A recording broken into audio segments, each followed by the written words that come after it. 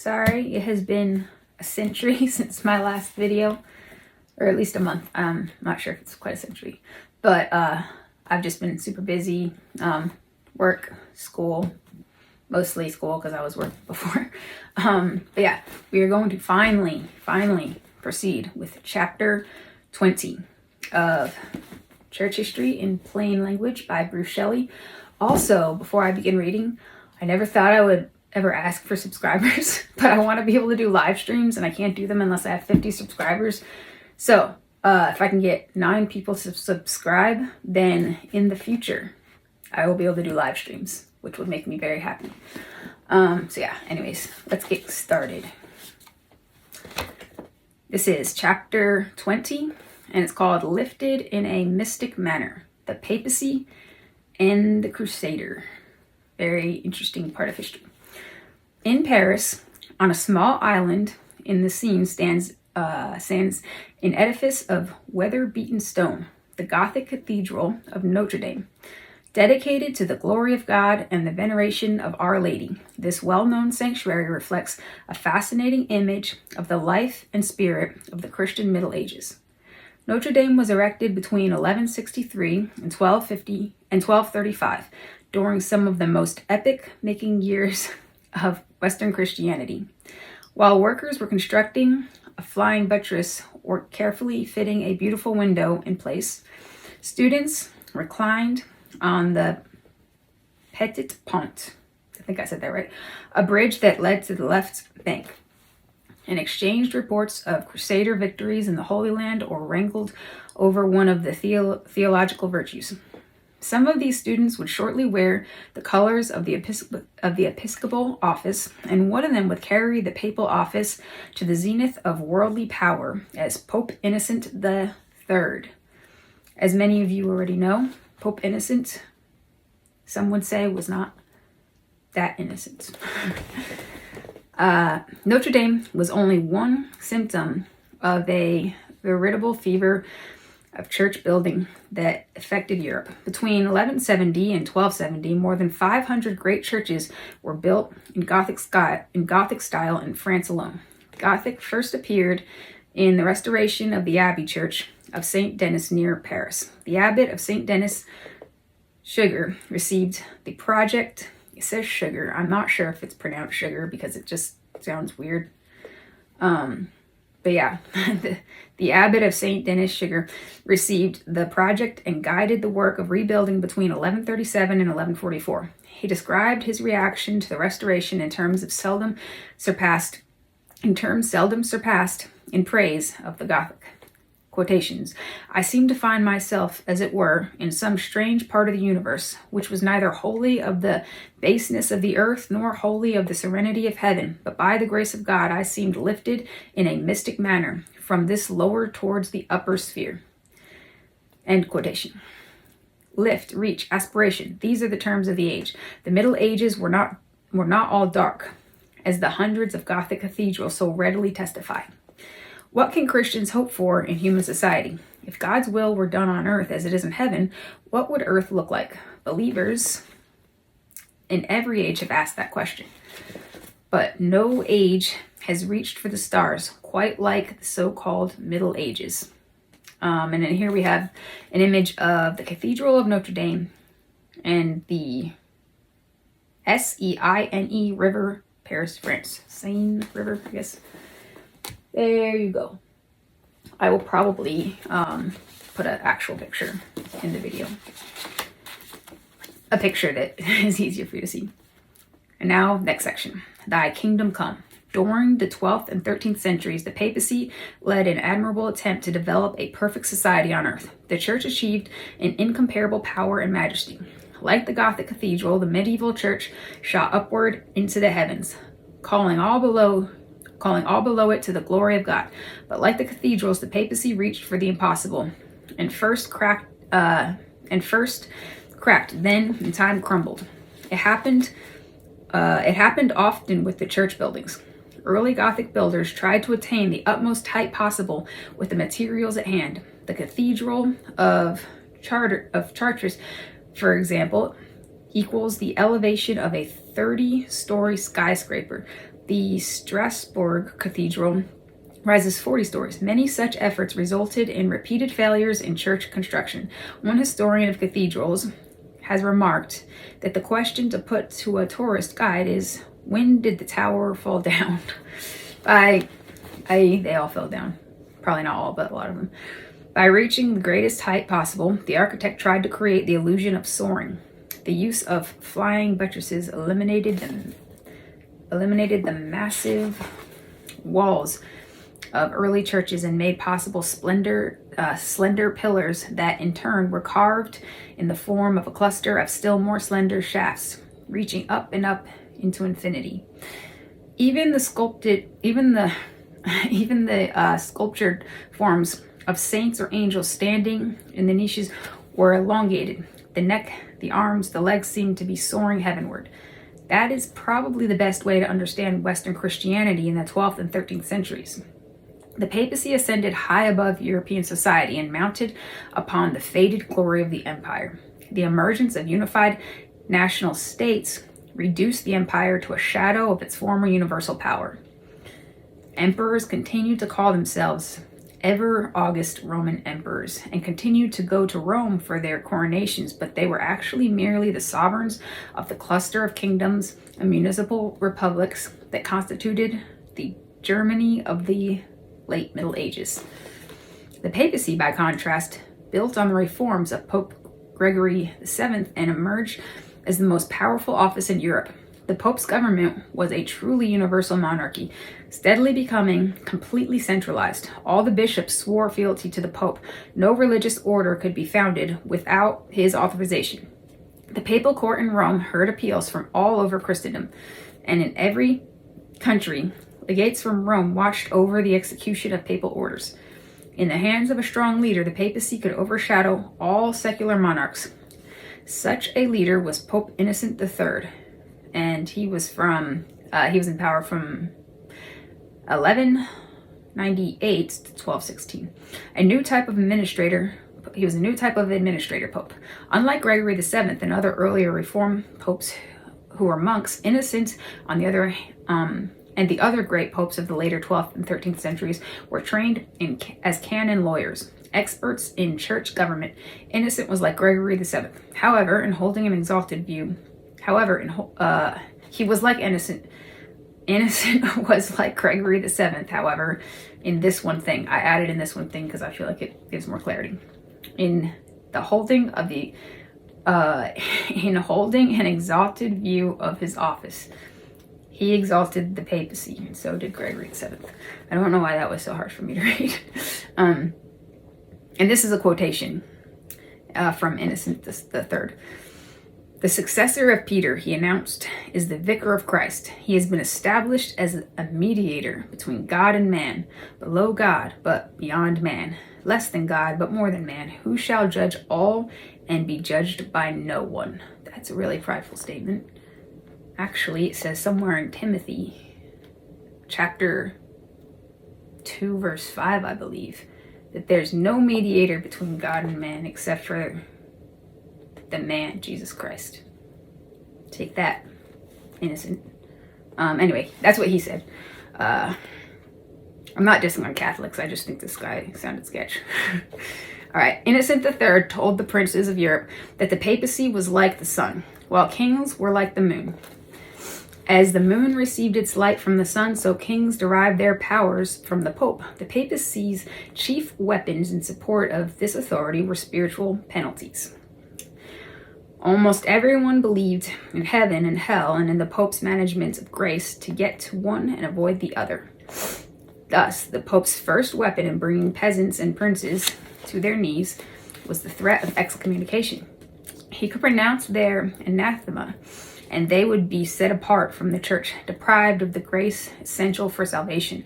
After some bishop read the solemn sentence of excommunication, a bell rang as for a funeral, a book was closed, and a candle was extinguished, and all to symbolize the cutting off of the guilty man. If he entered a church during Mass, he was expelled or the Mass was halted.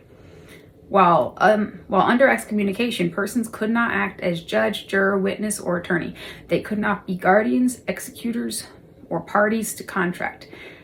After death, they received no Christian burial, and if by chance they were buried in consecrated ground, the church had their bodies disinterred and destroyed.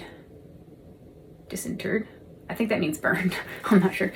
The second weapon in the papal arsenal was the interdict.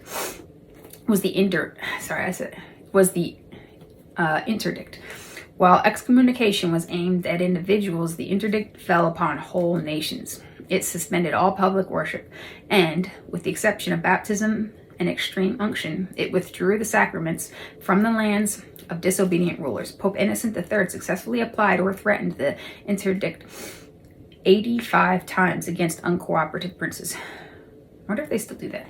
I don't think so, but it'd be interesting. So successful was the pontiff in asserting his temporal as well as spiritual supremacy that many states, both large and small, formally acknowledged the Pope as their feudal lord. In England, King John deferred with Innocent over the election of the Archbishop of Canterbury, and Innocent placed England under interdict and excommunicated John. Under attack from his barons, John capitulated to Innocent by becoming his vassal, receiving England back as a fief, F-I-E-F, paying him a sizable annual tribute. In France, Innocent forced King Philip Augustus to comply with the church's moral code by taking back as his queen the woman he had divorced with the consent of the French bishops. That I kind of agree with. And within the Holy Roman Empire, Germany, Innocent intervened in a civil war between rival candidates for the throne, supporting first one, then the other. And in the end, Innocent secured the election of his ward, the young Hohenstaufen heir Frederick II, who promised, I don't think I said that right, who promised to respect papal rights and to go on a crusade. Wielding these spiritual weapons, Innocent and his successors in the papal office during the 13th century led Christianity to its peak of political and cultural influence. We simply cannot understand the Pope's place in our own times without some understanding of these years. The soaring dreams, the delusions of the papacy in this period appear preeminently in the Crusades and in scholasticism. In one, the Pope claimed power over the holy cause in history, and in the other, he maintained authority over the souls of men and women even in eternity. We will look at the Crusades in this chapter and examine scholasticism in the next. This next section is called Taking Up the Cross for Christ. The Crusades reflected new dynamism in Western Christianity. Islam had come to birth through the visions and revelations claimed by its prophet Muhammad, who was born in 570 AD. At the age of 25, he suddenly moved from being a keeper of camels to overseeing the business affairs of a wealthy widower. She was impressed by his career, and though 15 years his senior, soon married him. Although after she died, he took numerous wives. While she was alive, she remained his only wife. At the age of 40, Muhammad began to retire into a cave for extended periods of contemplation and meditation. After one of these occasions, he told his wife that he had been visited by an angel who ordered him to recite, and from that command came the Quran, which literally means to recite. At first, he was perplexed by it all, but his wife told him this could well be the call of God upon him. She became his first follower, and then a handful of family members followed suit. Many resisted his claim to be God's spokesman, and it was only after various battles, arguments, and wars that Muhammad was able to gain a vast following in Arabia. In the first 100 years of this Arabic movement, numerous capitals such as Jerusalem, Damascus, and Cairo fell to Islam. But the succession to Muhammad after his unexpected death in AD 632 became a serious, divisive issue. He had not named a successor, and an immediate struggle for the leadership of the movement ensued. One group, the Sunnis, insisted, it's kind of, when I'm reading stuff like the Sunnis, it makes me think I'm pronouncing a lot of other things wrong, because I know how to say that because I've heard the Sunnis a lot. But it's spelled like Sunnis. I know it's Sunnis, but I feel like if I didn't actually know the word itself, I'd be saying sunnis. And I'm sorry if I'm doing that with other words. One group, the Sunnis, insisted that the first caliph should be elected. Shias or Shiites argued that the successor must come from Muhammad's own bloodline, which would have been Ali, his cousin and son-in-law. Now, in the age of the grand cathedrals, Crusaders from West Europe attempted to expel the Muslims from the Holy Land. Historians have attributed numerous motives to the Crusaders: religious fervor, love of adventure, and dreams of personal profit, while few contemporary Christians would defend the idea of the Crusades or their grossest offenses. We must not overlook a simple reality. The Christians sought to counter Islam's remarkable military conquest and keep their geographic strongholds from being overrun. By the 8th century, 1/2 of all Christians lived under Islamic rule. All the great and colorful figures of this era were caught up in this consuming cause, from Peter the Hermit, who inflamed the First Crusade, to the saintly Louis IX, King of France, who inspired the 6th and 7th. For centuries, peaceful pilgrims had been traveling from Europe to worship at the birthplace of Christ. The rise and spread of Islam, where am I at? Sorry, I lost my spot.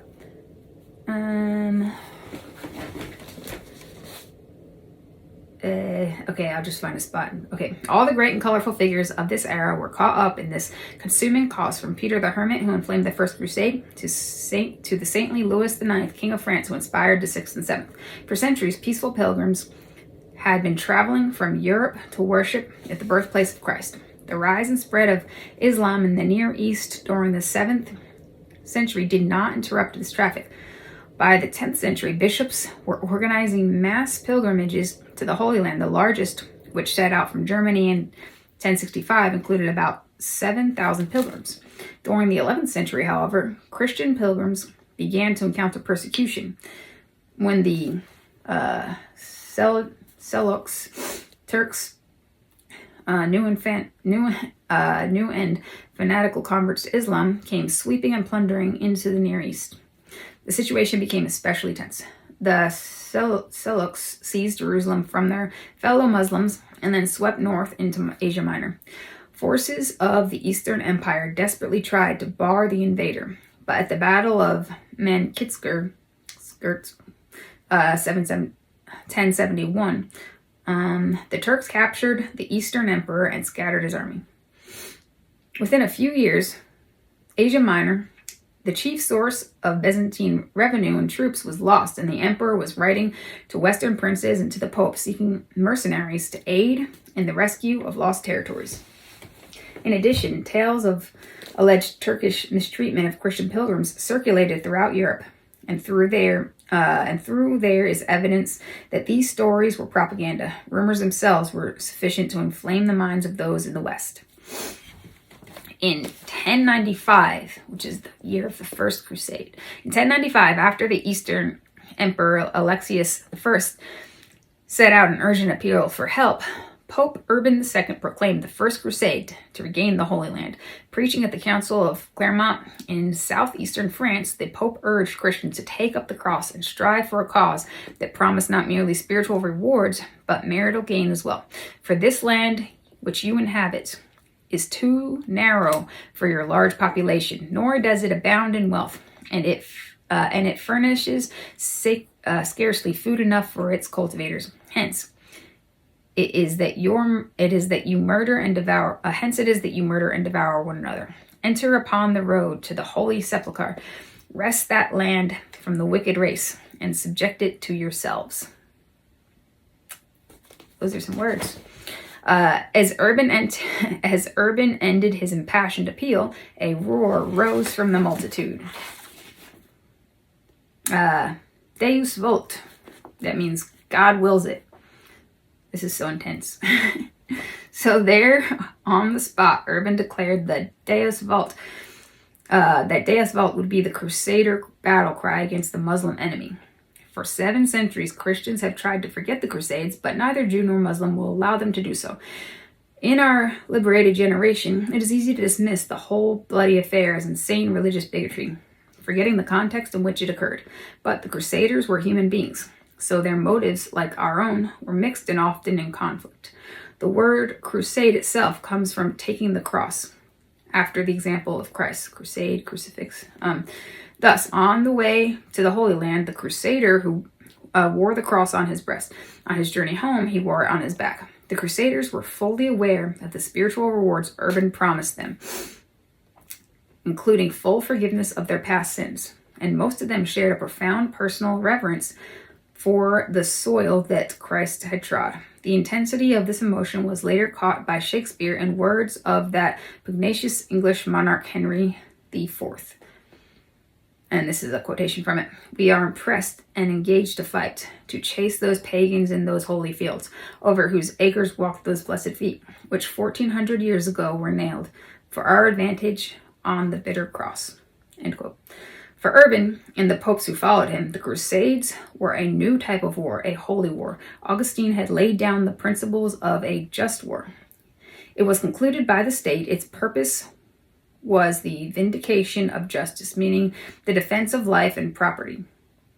And its code called for respect for non-combatants, hostages, and prisoners. All these evaporated in the heat of the holy cause. Urban appealed for crusaders in the name of the church. The purpose of the Crusades morphed from the liberation of fellow Christians into the conquest of the infidels in the Holy Land.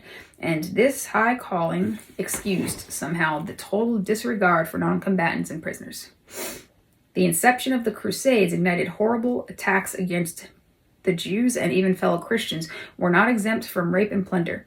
Incredible atrocities befell the Muslim foes. Crusaders sawed open dead bodies in search of gold, sometimes cooking and eating the flesh, a delicacy they found better than spiced peacock, as one chronicler chose to describe it. That's disgusting and evil. Okay, next section. Key events of the Crusades. From the end of the 11th century to the end of the 13th, Christian Europe, led by the popes, launched 7 major crusades, as well as various small expeditions.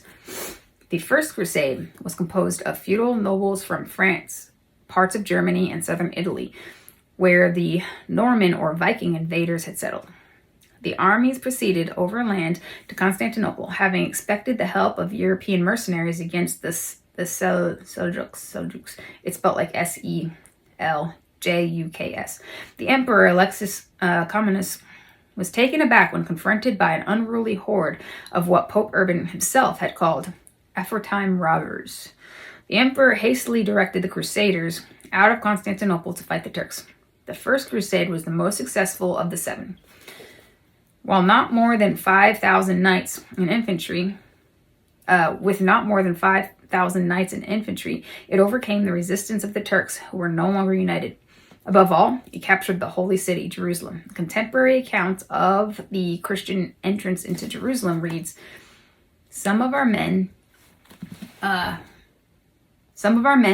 off the heads of their enemies. Others shot them with arrows, so that they fell from towers. Others tortured them longer by casting them into the flames. It was necessary to pick one's way over the bodies of men and horses. But these were small matters compared to what happened at the Temple of Solomon, where men rode in blood up to their knees and bridle reins. Indeed, it was just and splendid judgment of God that this place should be filled with the blood of the unbelievers, since it had suffered so long from their blasphemies. At nightfall, the Crusaders' hands were still bloody when they folded them in prayer and knelt at the Church of the Holy Sepulchre, sobbing for excess of joy. That sounds not Christian. I don't know what else to say. The First Crusade captured a long strip of territory along the eastern coast of the Mediterranean and created the feudal Latin kingdom of Jerusalem. It survived until 1291, when its last remnant fell to the Muslims. When the kingdom of Jerusalem faced its first crisis, tottering on the brink of destruction in 1147, Bernard, the powerful mystic, of Clairvaux called for the Second Crusade. Despite Bernard's rhetoric in the presence of royalty, the crusade achieved nothing. After 2 years, it simply melted away. The original frenzy had clearly cooled, and the signs of corruption of the holy cause were apparent. The popes needed money to meet such obligations as providing legates for the new Christian lands in the east. They couldn't control all their territory. So they turned spiritual benefits into money-making advantage. Sus. Now we have a Profiles of Faith. One of these things. This is Hildegard Bingen. Hildegard of Bingen. Bingen.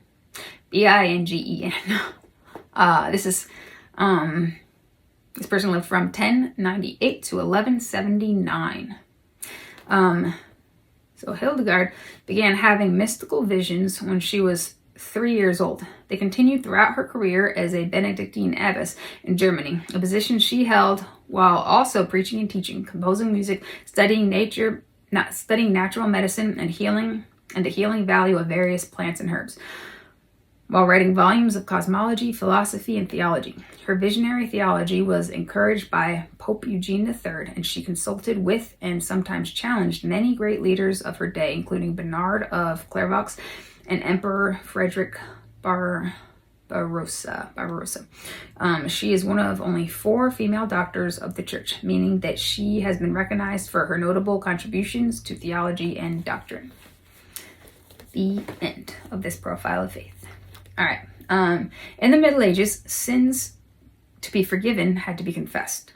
Upon hearing confession, the priest not only pronounced the penitent's guilt for sin forgiven, thanks to the merit of Christ, but also required a penalty or satisfaction, some act of penance, as a mark of the penitent's sincere repentance. If the penitent died before performing his penance, purgatory afforded him the opportunity in the life after death to pay for his sins.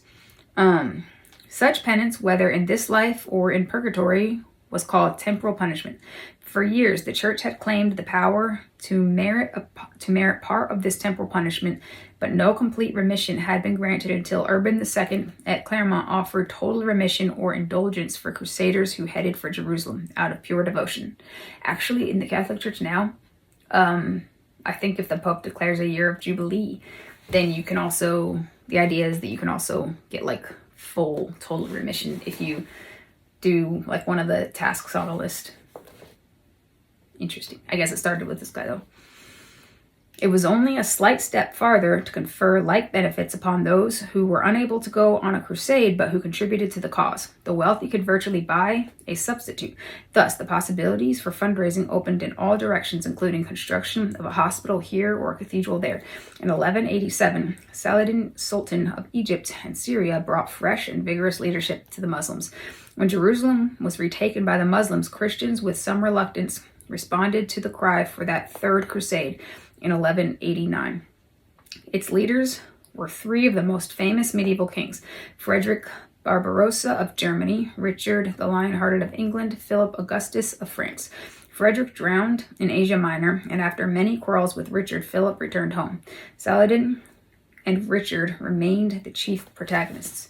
To keep the Muslims united, Saladin proclaimed a jihad or holy war against the Christians, but he remained a patient statesman and chivalrous warrior.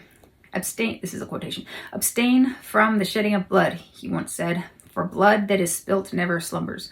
His common sense approach to the settlement was evident when he proposed that Richard should marry his sister and be given Palestine as a wedding present, a proposal that shocked the Europeans. Richard and Saladin finally agreed to a 3-year truce and free access to Jerusalem for Christian pilgrims. Since Saladin would have granted this concession at any time, the truce scarcely compensated for the cost of such an expensive crusade. The Fourth Crusade revealed the harsh realities of papal aspirations in the East and the degradation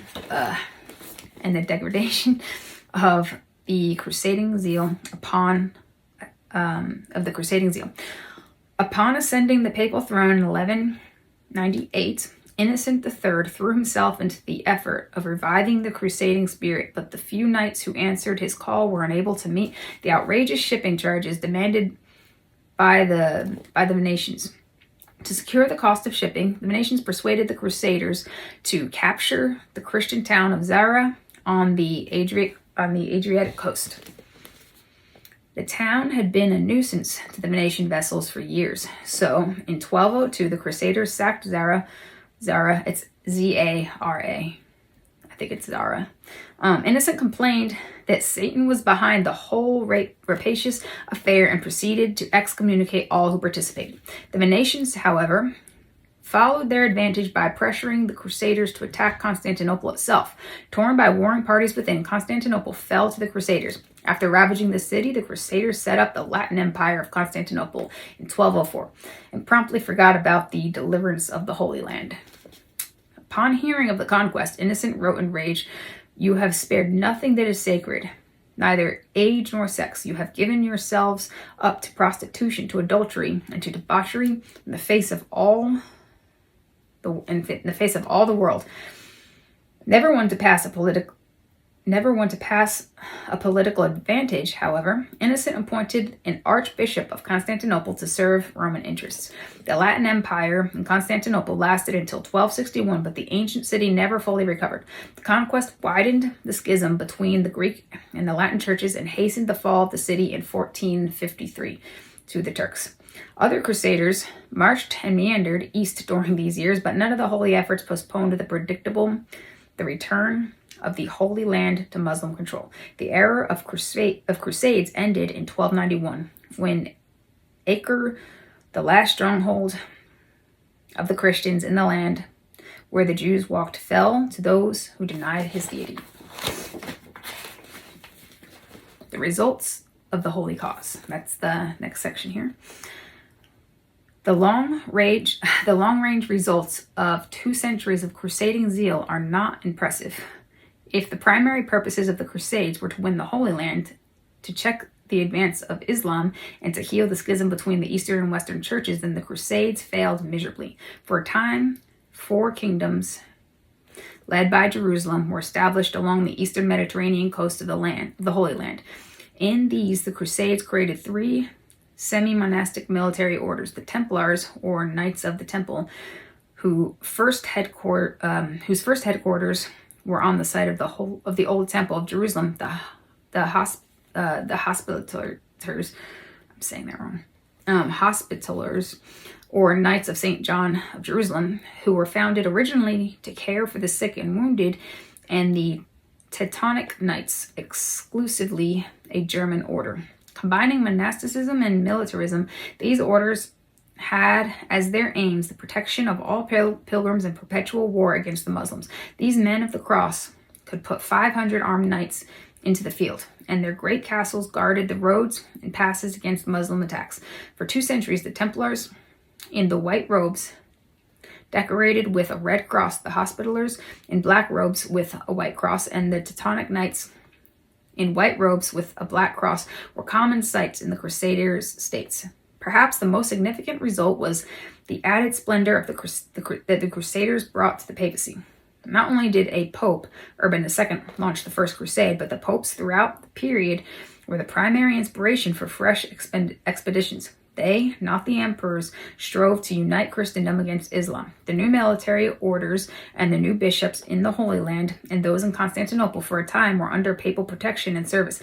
The Holy War was the papacy reaching for universal sovereignty, one united church, west and east. But like the Gothic architects, who built their cathedrals higher and higher until the towers cracked and then crashed to the earth, the popes tried the impossible. Christian Europe had no need for Syria or Jerusalem. She took them in a fit of enthusiasm and had no power to retain them. When trade and towns turned rulers and people to new interests at home, the popes remained faithful to the old ideals: Christian control of the Holy Land. It was their constant preoccupation. Unfortunately, the popes never held 2 basic truths that we must never forget. Christianity's highest satisfactions are not guaranteed by possession of special places, and the sword is never God's way to extend Christ's church. This fault assured the religious collapse of the whole structure. The end. Also, there's this I might add it directly into the video.